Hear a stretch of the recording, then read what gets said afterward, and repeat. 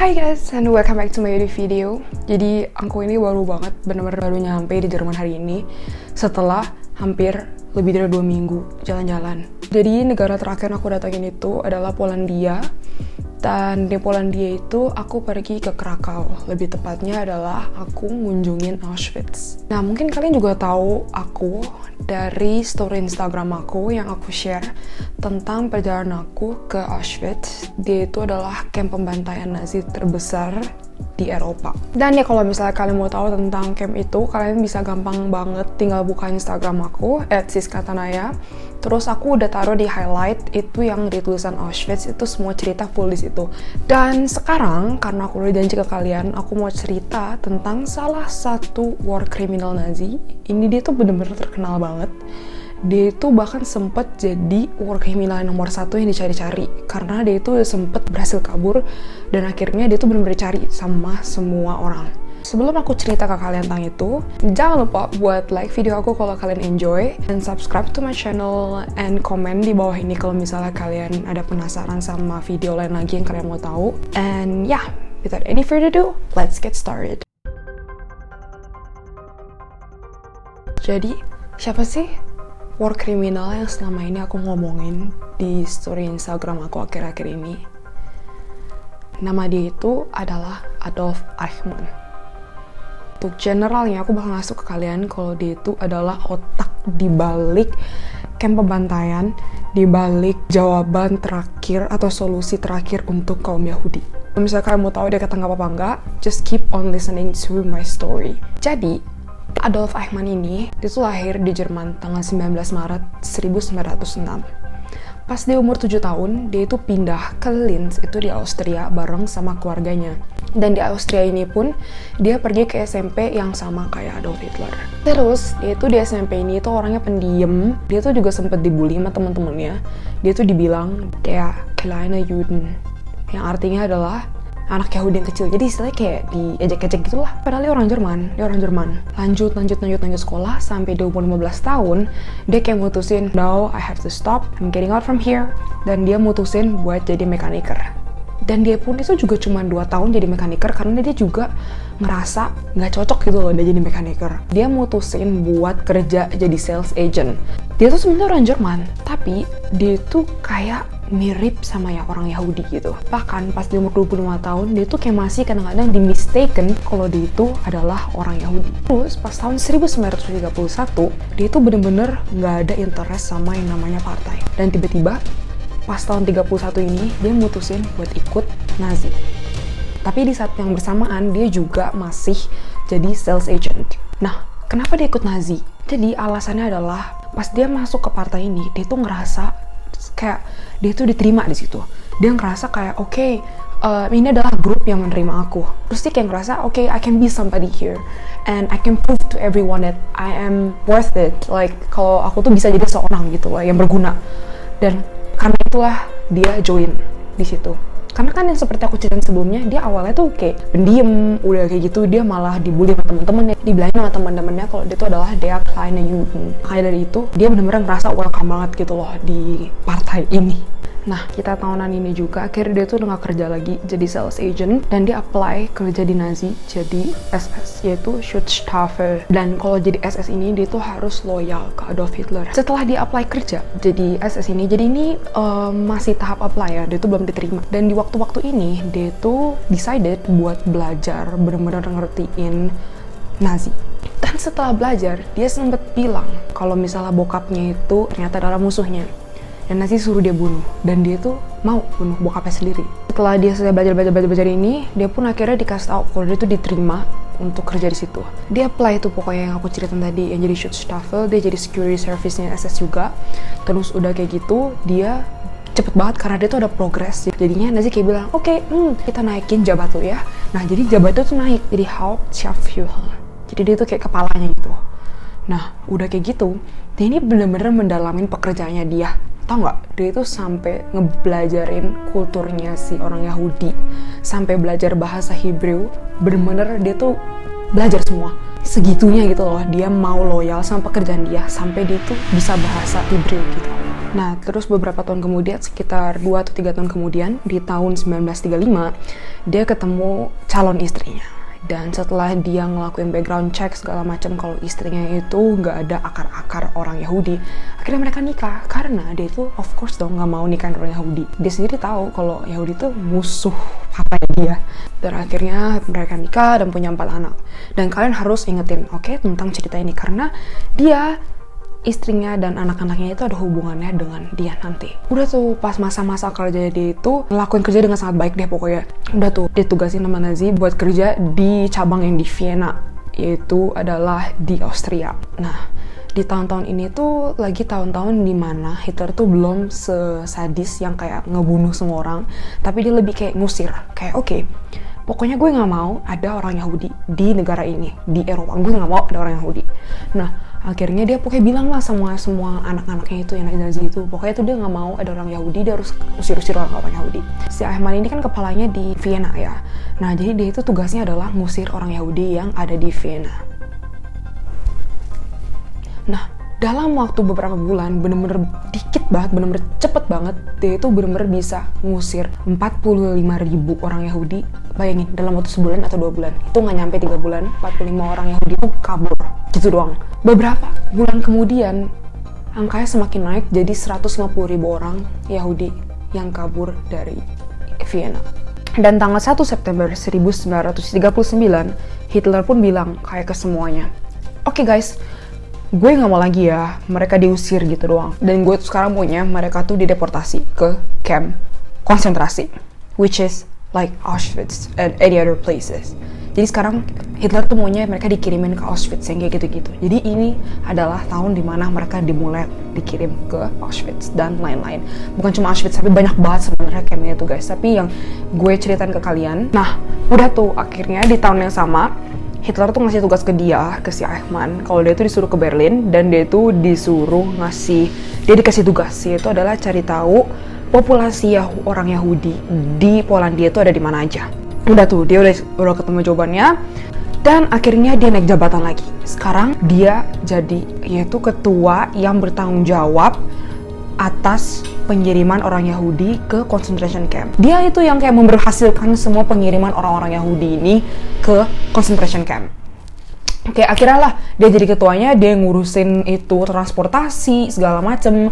Dia yang otaknya gitu, dia kayak bilang, oke, lu yang ini naik kereta, yang ini naik ini, dia yang ngurusin semuanya. Akhirnya dia juga tuh ngirim sekitar 600.000 orang Yahudi ke concentration camp, yaitu adalah ke Auschwitz. Nah, pas di tahun 1942, dia tuh diundang ke konferensi, yaitu namanya adalah Wannsee Conference. Dan itu terjadi di Berlin. Nah, karena pacar aku, dia tuh lebih mengerti tentang sejarah seperti ini, jadi dia bersukarela untuk menjelaskan tentang Wannsee Conference ini ke kalian. Tell them what happened in 1942 about the Wannsee Conference. So, the Wannsee Conference was held in 1942 in the Wannsee district of Berlin, which is a suburb of Berlin. It's a very nice area. It was held in a big mansion. Basically, the Nazi leaders, they congregated. They wanted to decide what they would actually do with the Jews, and they call this the Jewish problem. So what was the solution to the Jewish problem? Like the final solution. They felt like the Jews in Europe, this was a problem, you know. They felt like they didn't belong to Germany, to Europe, so they didn't know what to do with them, you know. They at this time they had them in the concentration camps. They were using them for slave labor, things like that. Some people were thinking maybe we should deport them, we should send them to Israel, have their own land for themselves outside of Nazi occupied land. So basically they came up with what they call the final solution, and this final solution was that we should exterminate them. The architects of the final solution were Adolf Eichmann and Reinhard Heydrich. And the Adolf Eichmann is the guy that I'm telling you guys about right now. So when they figured out what the final solution was going to be, then they really started. This is when they really started killing the Jews on a large scale. in the death camps and concentration camps such as Auschwitz, Birkenau. So seperti yang Fia ceritain tadi, jadi dari situ mereka tahu jawabannya. Kita harus ngapain nih sama si orang-orang Yahudi ini? Dan final solutionnya adalah ngebunuh mereka, kirim mereka ke Auschwitz, bunuh mereka. Oke, jadi mereka slave, bunuh mereka. That's the final solution. Dan di conference yang sama ini, si Adolf Eichmann ini jadi tangan kanannya, dan dia itu bener-bener jadi koordinator yang ngirim semua orang Yahudi ke concentration camp. Dan akhirnya di conference yang sama ini, dia tuh memutusin buat ngirim-ngirim semua orang Yahudi. Jadi dikumpulin nih orang-orang Yahudi yang ada di Perancis, Yugoslavia, Austria, Belanda. Jadi semuanya ini pokoknya negara-negara Eropa lainnya, itu pokoknya semua orang-orang Yahudi dikumpulin dan mereka semua dikirim ke Auschwitz. Nah terus karena dia ini pinter ya, dia mikir nih kayak oke, sebenarnya orang Yahudi tuh banyak, tapi gimana ya cara lebih efisien biar semua orang sekali ngirim itu bisa banyak. Akhirnya dia mutusin, oke, mungkin dengan cara kereta dibesarin, digedein, tujuannya adalah jadi sekali kirim tuh bisa banyak. Dan seperti yang kalian udah lihat di story Instagram aku, itu kayak gitu keretanya. Dan mereka itu perjalanan ke Auschwitz itu butuh sekitar waktu 2 minggu. Bayangin, kalian di kereta 2 minggu, nggak makan, nggak minum, nggak ada toilet. Dan kalian tuh dempet-dempetan. Satu gerbong itu dempet-dempetan, dan kalian nggak tahu kapan sampai. Kalian juga bawa koper gitu loh. Dan bawa koper ini tuh dijadiin satu sama mereka. Bayangin seberapa banyak, karena mereka tuh semua dijanjiin dengan kehidupan yang bahagia. Itulah semua orang ya, siapa sih yang nggak mau pergi dibawa ke tempat yang lebih baik dari kehidupan sebelumnya. Jadi banyak orang yang pergi ke sana, dan as well, they don't have choice anyway, so they have to go. Nah, setelah itu, dia juga merupakan orang yang dibalik gas chamber. Jadi dia ini yang ngedesain tempatnya itu. Dia yang kayak mikir-mikir juga, oke, sepertinya untuk ngebunuh sebanyak orang ini, kita butuh gas Zyklon B. Dia yang punya otaknya. Dia itu bahkan dijulukin sebagai arsiteknya si Holocaust. Dan di tahun 1942, dia bahkan ngirim sekitar 7.000 orang Yahudi yang ada di Prancis, lebih tepatnya di Paris, dan 4.051 diantaranya adalah anak kecil. Bayangin, literally bahkan lebih dari setengahnya itu adalah anak kecil, children. Nah, udah tuh tahun 1944 semua orang Yahudi dikirim. Udah nih, pas tahun 1945, Nazi tuh udah mulai nyadar. Yang pertama, Uni Soviet itu udah mulai ke arah sebelah barat. Dan akhirnya Nazi tuh udah mulai nyadar. Istilahnya kayak kita aja kayak, oh god, kayak oke, musuh-musuh kita udah deket, jadi kayak kita harus kabur gitu loh. Apa sih yang bakal dilakukan kalian kalau musuh kalian udah deket? Ngebakar semua evidence, ngebakar semua bukti. Dan itu yang dilakuin oleh para Nazi. Jadi ada salah satu ketua Nazi juga, dia pas tahu kalau Uni Soviet udah mau deket, udah mau nyampe ke mereka, dia langsung ngebakar semua dokumen-dokumen penting. Bahkan tuh yang gak sabar yang aku kasih lihat ke kalian yang di video itu juga dihancurin sama mereka. Jadi mereka tuh bener-bener sebisa mungkin ngilangin semua bekas-bekas. Udah kayak gitu, si Adolf Eichmann ini, dia tuh gak seneng denger ya, malah ngelanjut. Dia tuh malah lanjut ngebunuh orang-orang ini, malah lebih parah gitu loh. Nah, udah nih. Nah, pas di bulan Maretnya, dia udah tau lah pokoknya tuh situasi semakin gak bener lagi. Akhirnya dia mikir, oke, gue harus kabur. Dia pun kabur, dan dia tuh minta tolong ke orang-orang buat bantu ngumpetin dia gitu loh. Nah, tapi orang-orang Nazi yang lain tuh bahkan gak mau ngebantuin. Bahkan kayak, I'm not doing anything with you. Gue tuh gak berani juga ngebantuin lo. Karena kenapa? Kenapa gak ada yang berani bantuin dia? Karena dia tuh bener-bener dangerous banget di waktu yang itu. Akhirnya karena nggak ada yang bantuin dia pun ditangkap sama US Army nih. Dia ketangkep, dan kalian tau nggak, dia masih bisa sempet kabur. Dia akhirnya escape, dia kabur dari tahanan itu. Dia kabur, dia nyuri identitasnya si Otto Henninger, dan dia akhirnya kabur dan mempunyai identitas baru. Dan kalian tahu di waktu yang bersamaan ini, cuman dia yang lucky. Dia yang bisa kabur dari US ini. Teman-teman Nazi dia itu nggak ada yang berhasil buat kabur. Mereka itu dibawa ke Nuremberg, dan di situ adalah trial. Jadi ada banyak trial di situ. Mereka tuh disuruh ngaku, lu harus jujur ke kita, lu tuh ngapain aja, evidence-nya apa, siapa yang kayak gini, siapa yang kayak gitu. Dan si orang yang kabur ini, Adolf Eichmann, itu ngapain aja di sana. Dan akhirnya temen-temennya itu yang di sana, ya mau nggak mau dia harus jujur dong. Dia ngasih tahu, oke, si Adolf Eichmann itu adalah kepalanya, dia itu yang bikin gas chamber, dia otaknya, dia itu segala macam, dia dikasih tahu semuanya. Nah, pas semua orang ini tahu tentang siapa itu sebenarnya si Adolf Eichmann, langsung dia jadi war criminal yang benar-benar dicari sedunia. Dia langsung kayak, oke, di mana si Adolf ini, kita butuh tangkap dia. Karena dia itu war criminal yang berhasil kabur dari US Army. Nah, udah tuh, pas tahun 1950, dia itu kabur ke Italia dan ada salah satu Catholic bishop dan dia ini tuh orangnya kasihan gitu loh. Dia tuh simpati sama orang-orang Nazi dan tau nggak, si bishop ini ngebantuin si orang-orang Nazi ini buat kabur ke Argentina. Akhirnya banyak tuh orang-orang Nazi yang kabur ke Argentina dan itu semua dibantuin sama si bishop ini. Jadi mereka tuh dapat paspor baru, identitas baru, bahkan mereka tuh dapat landing permit buat ke Argentinanya ini. Akhirnya dia sampai di sana di tanggal 14 Juli tahun 51. Nah, udah tuh si Eichmann ini berhasil hidup dengan tenang selama 2 tahun di Argentina. Dan karena udah 2 tahun yang rasa tenang, akhirnya dia bilang nih sama keluarganya, sama istri dan anak-anaknya. Oke, aku hidup di sini tenang, jadi ada baiknya kalau kalian akhirnya pindah hidup di Argentina aja. Akhirnya mereka pindah ke Buenos Aires dan tinggal di sana. Nah, bahkan tau nggak, si Adolf Eichmann ini masih bisa, dia itu kerja di Mercedes-Benz. Tau nggak dia kerja di apa? Departemen headnya Mercedes-Benz. Nah, kalian harus tahu, jadi ada satu survivor Auschwitz namanya Wiesenthal. Dia ini adalah survivor yang bener-bener ngejar semua war criminal. Dia yang kayak ngelaporin, gue ngeliat si war criminal, gue ngeliat ini, dan gue mau lu tangkap dia. Dia tuh terkenal banget kan, harus cari ada di Wikipedia tentang dia segala macam. Ceritanya dia lagi di Buenos Aires dan tiba-tiba dia ngeliat nih kayak, kok nih muka kayaknya gue tahu, tapi dia tuh ngelapor. Jadi dia langsung ngirim surat gitu ke Israel Consultant yang ada di Vienna. Dia ngelapor, Israel ngasih tahu ke CIA. Nah, CIA itu sebenarnya juga agak-agak yakin gitu loh kalau si Eichmann ini sebenarnya ada di Argentina, tapi karena mereka takut salah jadi mereka nggak mau bantu. Salah satu bukti lain lagi yang membuat si Israel ini yakin kalau Eichmann itu ada di sana atau nggak apa. Ini cerita yang benar-benar aku suka banget. Jadi, kalian ingat kan kalau si Eichmann ini punya 4 anak. Salah satu anaknya ini, anak kedua lebih tepatnya, dia itu pacaran sama satu cewek. Cewek ini sebut aja Ani ya, biar kalian lebih ingat. Dan yang si cowok namanya Budi.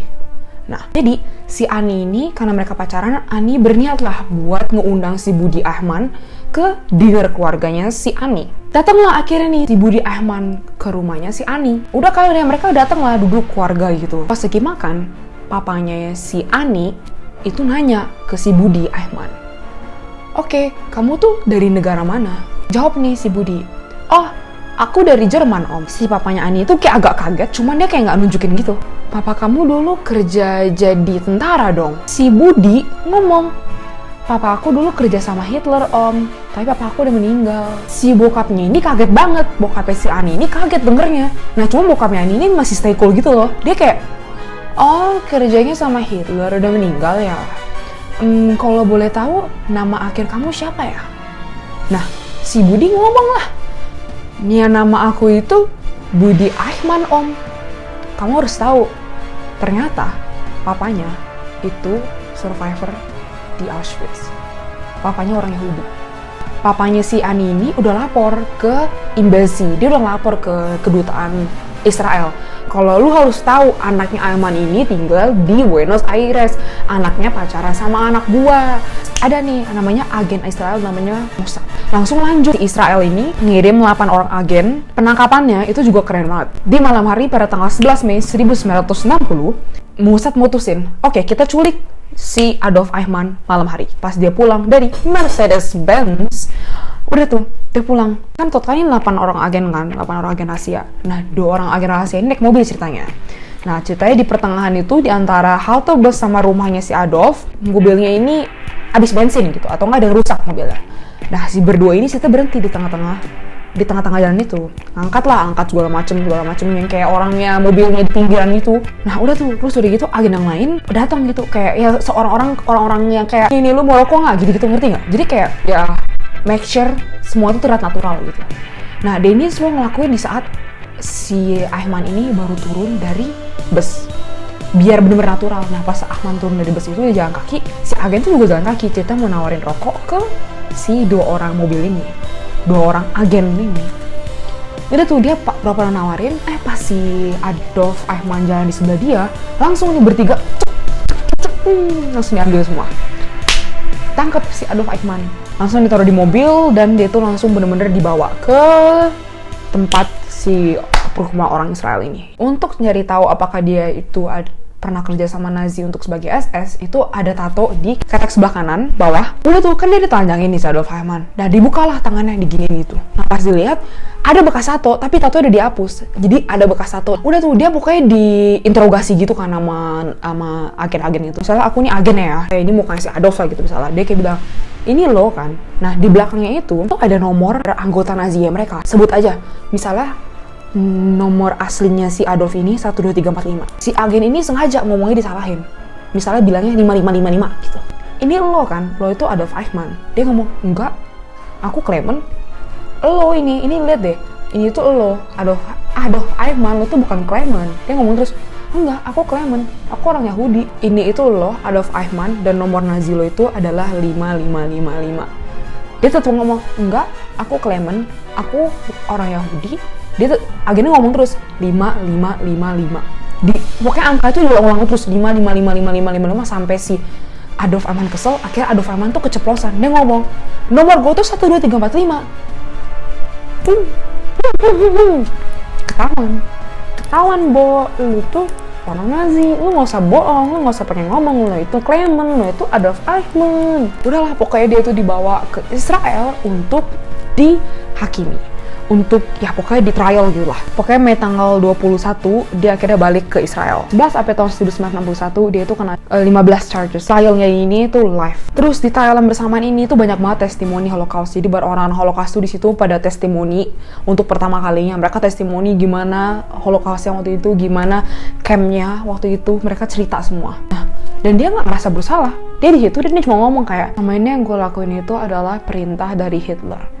Ini adalah perintah dari ini, perintah dari ini. Jadi kayak dia kayak, itu bukan salah gue. Ini gue tuh cuma dikasih perintah. Gue hanya melakukan tugas gue. Setelah beberapa trials, dia akhirnya dijatuhi hukuman gantung. Dan dia digantung pada tanggal 1 Juni tahun 1961. Udah, pokoknya gitu. Akhirnya dia ditangkap. Akhirnya dia juga mendapatkan hukuman. Itu salah satu cerita dari salah satu war criminal Nazi yang aku sampaikan ke kalian. Dan I hope you like it, I hope you enjoy it. Aku juga mohon ke kalian, share this to your friends, because just don't keep this to yourself. Jangan disimpan buat kalian aja. Help me, bantu mereka, bantu teman kalian, mereka tuh juga tahu gitu. Apa sih sejarah darknya gitu loh. Kenapa mereka ini bukan sebuah tokoh yang bisa diidolakan. Jadi bantu aku buat share the word, please. I really thank you guys. Thank you so much udah nonton. Dan jangan lupa buat like, subscribe, dan see you in my another next video. Bye!